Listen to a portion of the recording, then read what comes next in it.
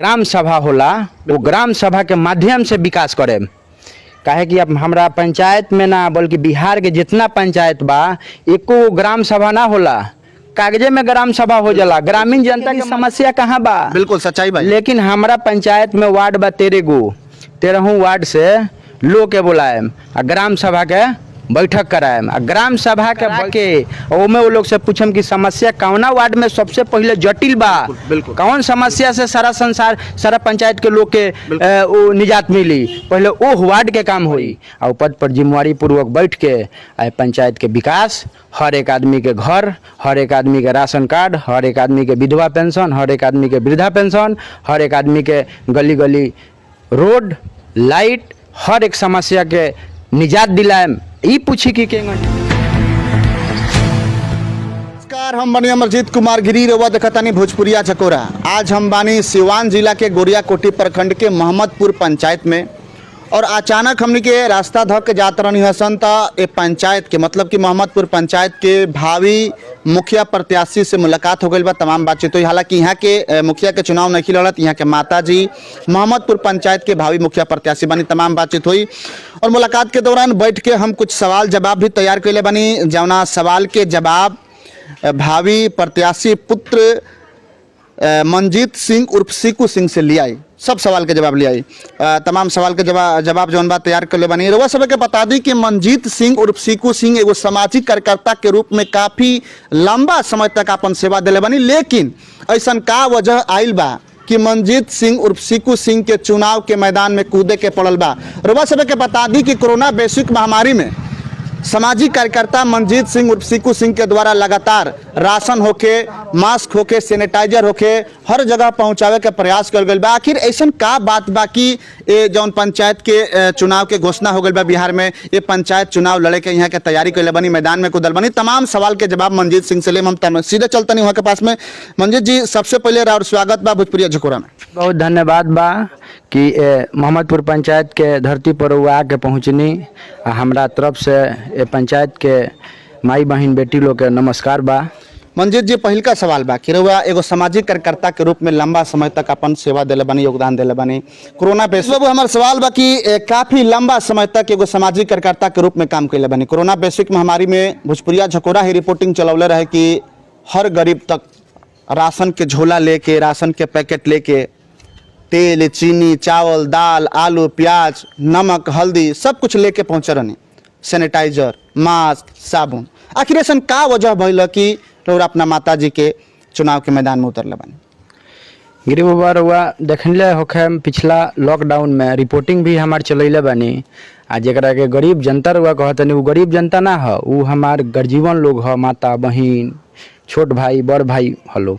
ये पंचायत के एक एक घर जौन बा, एक एक घर बुझी कि हमार घर ह। पिछला लॉकडाउन में हमारा देखने की बहुत ज़्यादा लोग कोरोना से ग्रसित होके भूखे सूते। हमनी सन के अपन तो पंचायत घूमबे करनी सन, राशन पहुँचैनी सन, जरा के आर्थिक मदद रहे आर्थिक मदद करनी सन। हालांकि यह पंचायत से अलग हट के दूसरा पंचायत में गई रहनी सन, ओकर रउआ साक्ष्य बानी, ओकर वीडियो रउआ खुद चलैले बानी।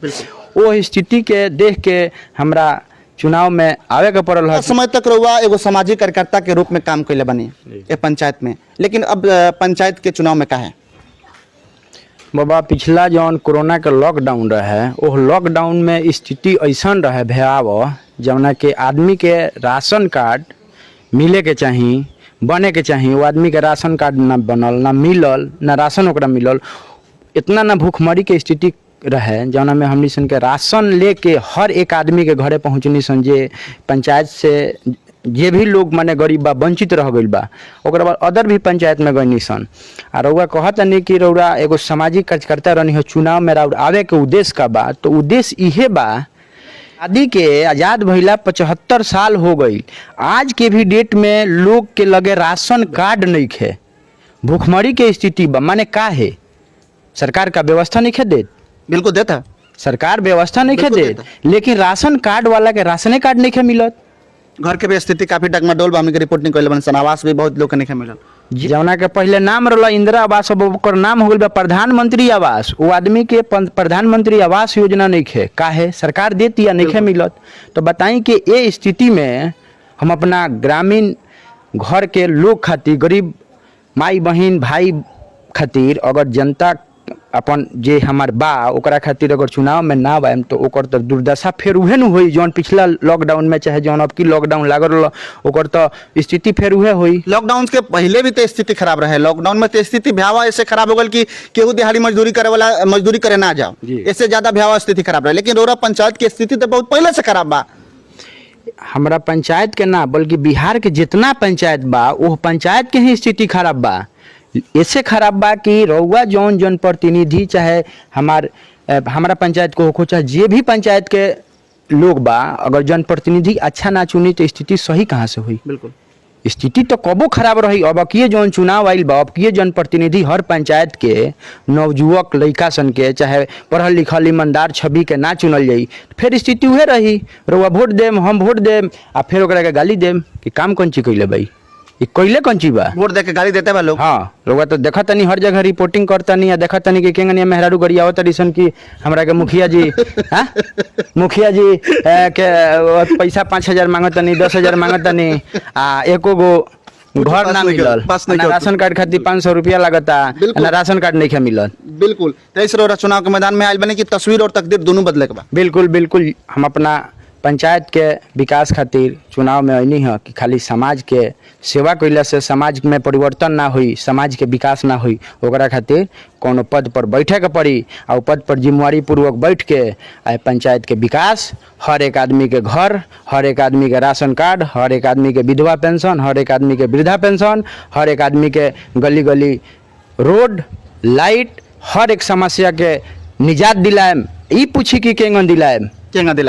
एकर निजात दिलावे के जौन ग्राम सभा होला वो ग्राम सभा के माध्यम से विकास करे।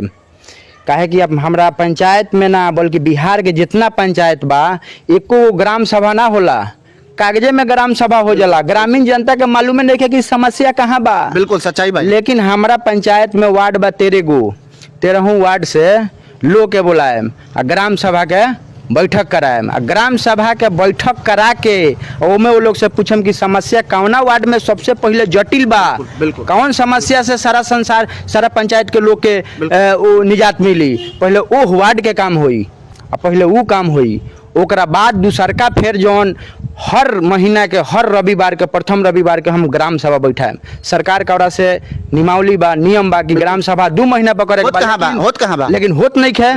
लेकिन हम हर महीना के हर रविवार के ग्राम सभा में बैठक कराएम। जब रउआ जानता नहीं कि ग्राम सभा में बैठक करके आ जौन ग्राम सभा में प्रस्ताव पेश कर दिया उ पास हो जाला तो फिर ओकरा के मुख्यमंत्री नहीं काट सकत, ना जिला के कलेक्टर काट सकत है, वो काम होके ही रही। बिल्कुल सच्चाई बा कि ग्राम सभा के माध्यम से अगर ग्राम सभा में कोनो बजट पास होता, पारित होता तो ओकरा के काटे के हैसियत चाहे औकात कहीं तो मुख्यमंत्री के भी नहीं है। ग्राम सभा में इतना ताकत बा कि ग्राम सभा के कहीं ना कहीं मारे के प्रयास होता। एकरा ऊपर हम अलग से राउर का उपलब्धि बा मंजीत जी? रउआ बाबा पूछता नहीं कि का उपलब्धि बा? उपलब्धि तो बहुत बा, लेकिन रउरा खुद जानता नहीं कि हमारे का उपलब्धि बा। पिछला लॉकडाउन में जहाँ जानता नहीं, मोहम्मदपुर पंचायत के जनता जाने के चाहता। पिछला लॉकडाउन में हम जनता के ही बताओ तनी, जाना बेरा जनप्रतिनिधि लोग सुता रहे, लुकाइल रहे, केहू रांची में भाग रहे, केहू दिल्ली में भाग रहे। वो स्थिति में हम के घर से बाहर निकल के लोग के जागरूक कैनी सन, साबुन, सैनिटाइजर, राशन बांट के, ताकि केहू भूखा न सूते, केहू साफ सफाई से रहो कि कोरोना के बीमारी से बचे। ये हमार उपलब्धि बा। आ एकरा के उपलब्धि मत कहीं, एकरा के हमार समाज के नाते हमारे एगो ई सेवा रहे जौन सेवा कैनी, लोग के जागरूक कैनी। चलिए आगे सवाल हम पूछम कि पंचायत में समस्या तो बहुत बा मंजीत जी, पंचायत में समस्या तो बहुत बा, समस्या के तो लेकिन सवाल ये बा कि पंचायत में समस्या बहुत बा, समाधान कैसे हुई? तो जौन हम बात अबगे रउआ से कहनी है कि ग्राम सभा के माध्यम से समस्या के खत्म करें। ग्राम सभा हर महीना के प्रथम रविवार के ग्राम सभा में हम पेश करें, सारा वार्ड के लोग के बुलाएम, बुला के पता करें, पूछेम कि भाई सबसे पहले कौन जरूरी काम बा, ओकरा माध्यम से समस्या के खत्म करें। पंचायत में कब ग्राम सभा लागल बा, जानकारी बा? हमरा तो गिरी बाबा माने जन्म के बाद से जब से होश संभरले बनी आज तक ग्राम सभा लागले नहीं खे।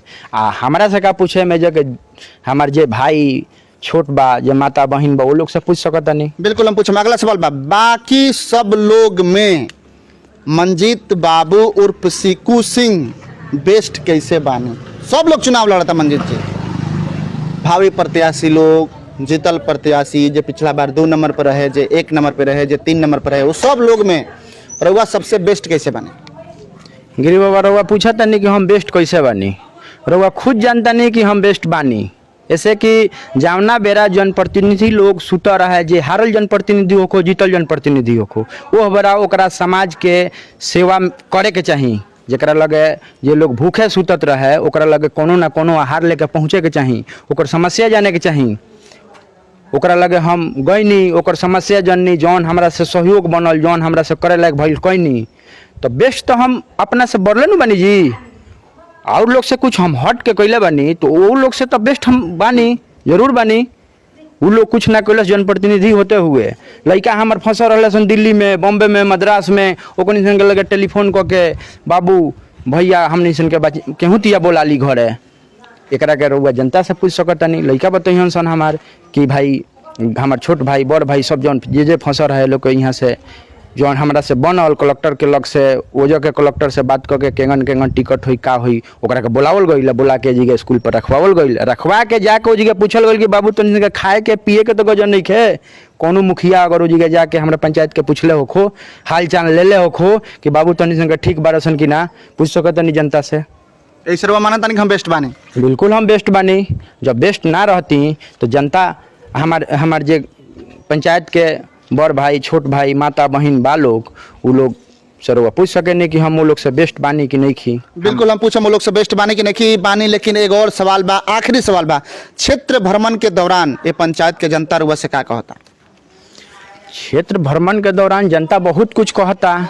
कहे के कारण बाबा कि पहले तो गरीब जनता के चाही भोजन, ओकरा बाद चाही ओकरा आवास, ओकरा बाद चाही कपड़ा मकान, ये सब तो आदमी के फर्स्ट जरूरी बा, फर्स्ट में। ओकरा बाद ओकरा कुछ चाही, ओकरा रोड बना देम, गली आ नाला बना देम तो नाला गली आ रोड से ना खुश होई गरीब जनता। पहले ओकरा खातिर खाए के व्यवस्था करे के पड़ी, रोजगार के व्यवस्था करे के पड़ी, पैसा कमाए के व्यवस्था करे के पड़ी, घर के व्यवस्था करे के पड़ी, ओकरा बाद ही वो खुश रही। ओकरा बाद रोड बनाएम तो रोड पर चली। तो जनता के मांग बा कि जे आदमी वंचित रह गई बा राशन कार्ड से, ओकरा के रउआ राशन कार्ड बनवा दी बाबू। आ राशन कार्ड हम पिछिलका लॉकडाउन में जेकर ना रहे तमाम लोग के कागज पत्र बिटोर के ब्लॉक पर गईनी, आ ब्लॉक पर जाके वो आदमी के राशन कार्ड बनवाईनी। यह बड़ा वो आदमी चैन से सुख से खाता। तो बेस्ट के जौन बात पूछनी तो बेस्ट तो हम बढ़ले न बनी जी। आ जनता के सवाल बा कि हमरा के घर रउआ मुखिया बनी तो हमरा के घर दी, हमरा के राशन कार्ड दी, हमरा के पेंशन दी। हम विकलांग बनी तो हमरो के पेंशन दी, हमारा विकलांग सर्टिफिकेट बनाई। लेकिन सब कोई कहेला कि हम घर देम, आवास देम, पेंशन बनवाएम, सड़क बनवाएम, लेकिन जितला के बाद से जनता अपने आप के ठगल महसूस करेला। बिल्कुल ये तो बात सच्चाई बा, ये तो राउर जौन बात कहे के बा बिल्कुल सच्चाई बा। लेकिन जब हम जीते तो ऐसा जौन रउआ बात कहतनी, ई शिकायत के मौका जनता से पूछे कि राउर मुखिया जी 5 साल में का कइले बानी। जनता अगर कही कि ना हम यहाँ के वोट दे के हमरा से गलती भइल बा, हम ठगल महसूस करतनी, तो हम चुनाव अगला बेर से कबो ना लड़ेम, वादा करतनी। आ मुखिया के जौन जिम्मेवारी बा, हम इहो ऐलान करे के चाहतनी कि सारा मुखिया लोग के पेंशन महीना बानू 1500 रुपया, हम महीना ना लेम। कलेक्टर साहब के लगे पहले ही अपन लिख के मम्मी से दिवा देम कि महीना हम जनता कहे कि सेवा भावना से लोग के सेवा करे खातिर हम चुनाव लड़तनी, महीना ना चाहिए, महीना रुआ दे देम। बिल्कुल। ओकरा बाद हमरा ई बावे कि आज के डेट में बताएं कि जे वृद्ध बा, विकलांग बा, ओकरा 400 रुपया से का हुई। 400 रुपया माने रखता का बिहार सरकार तय कइले बा।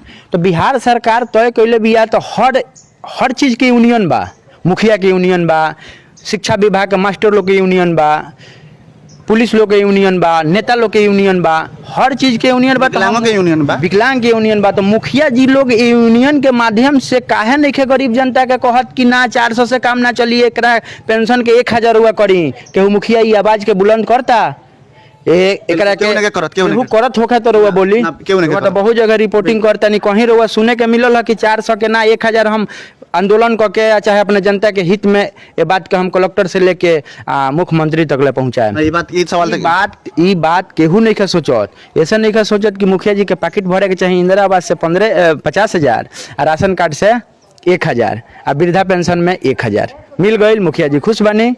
जनता के हित में केहू जनप्रतिनिधि सोचे के तैयार नहीं खे। अपन पैकेट भरी माल चपेट के रख लेता लोग, ओकरा बाद जनता भूखे मरो का करो उसे मतलब नहीं खे।